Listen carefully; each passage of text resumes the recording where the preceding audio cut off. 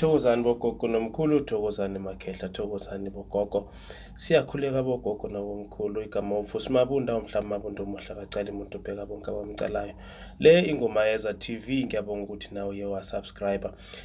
Namhlanje sikhuluma ngokukhuleka empephweni. Sikhuluma ngomthandazo nje ukuthi ushaya umthandazo wakho empephweni ngaphandle kwamakhandlela, ngaphandle kwezinye izinto. Sicela namhlanje sikhuluma ngokukhuleka empephweni. Ukukhuleka empephweni bogogo nomkhulu kuyawenza umehluko. Khuluma nawe nanoma mhlawumbe ungathi wena usindisiwe ongumzalwane, wena awuthinta ezinye izinto, kodwa impepho nawe engakwazi ukuthi ikusize ngoba kukhona lezi dalo zakini ezalala ziyishisa impepho, kodwa mase ukhuleka kuNkulunkulu uyaziphakamisa nazo ngoba ingelosi zakho eziphilayo emhlabeni namhlanje noma eziphilayo ezikubhekile emhlabeni namhlanje, ingelosi zakho nazo lezo ingelosi lezo ziseduzane kwaNkulunkulu. Kodwa uma sowucala ushisa impepho lokho kuyaqinisekisa ukuthi umkhuleko wakho uyawufika lapho. Ngikhuluma ngomkhuleko nje kuphela, angikhulumi ngamakhambi ngoba manje uma ushisa impepho iyimvelo. Uma uyishisa ukhuluma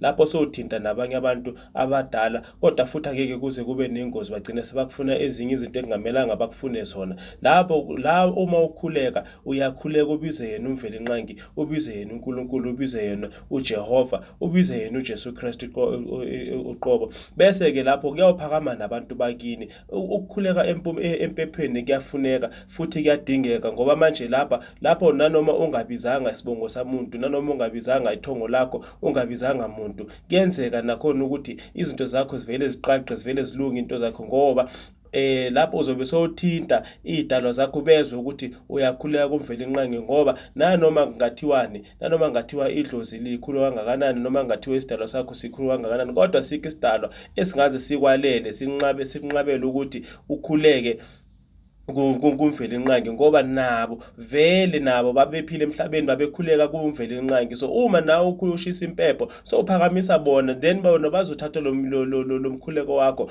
bawupha amandla, bawumikiselena kuNkulunkulu umvelinqangi, bazokwazi ukuthi phela nawe izinto zakho zibe seziyavuleka ngoba bazokuzwa. Impepho ibalulekile bagogo nabomkhulu, ibalulekile impepho. Wena mhlambe uyisangoma noma uyinyanga, uyakhuleka, ungakwazi ukuthi uvele ushisa impepho bese uyakhuleka kumvelinqangi ukhuleke. Konke kuyawenzeka nanoma mhlambe ngabe kuthiwa wena ekhaya kini nikhule ningakhonzi ningakhuleki, kodwa uma ukhuleka empephweni akekho ozolwa nawe. Mhlambe nanoma ngathi u-antichrist, kodwa nje akekho ozolwa nawe ngoba uma soshisa impepho ukhuleka kuNkulunkulu uphakamisa lezi dalwa zakho, nazo bese noNkulunkulu nawe uyashesha ukuthi akuzwe ngoba lezi dalwa zakho okuyingelosi zakho ziyashesha nazo ukuzwa, zivele nazo zigijime zimamele ukuthi kuthiwani. Bese ngoba uyakhuleka kumvelinqangi, nabo abamthembile futhi abamsabayo kakhulu ngoba uNkulunkulu ezulwini, uNkulunkulu emhlabeni. So akekho ongaphezulu kwaNkulunkulu and akukho okungaphezulu kwaNkulunkulu futhi. Sonke siyamkhonza uNkulunkulu, sonke siyakhuleka. So uma ushisa impepho yakho ukhuleka, ubizwa umvelinqangi, ubizwa uNkulunkulu wakho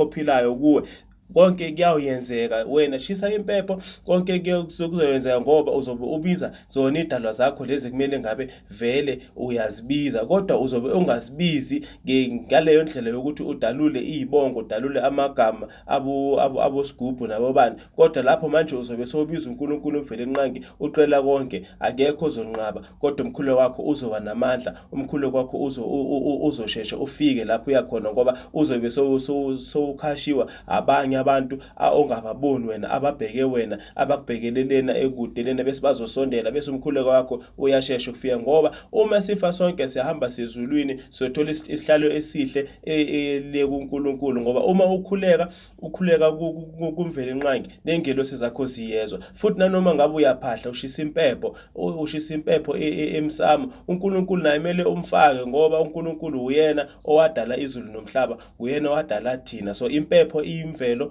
bogogo nomkhulu, iyimvelo. Uvelo uyakha, uyashisa noma uyathenga, uyashisa bese uyakhuleka kumvelinqangi. Mina ngitholakala eJemiston eGoli kule number 084-972-9634. eJemiston eGoli 08079729634. Thokozani.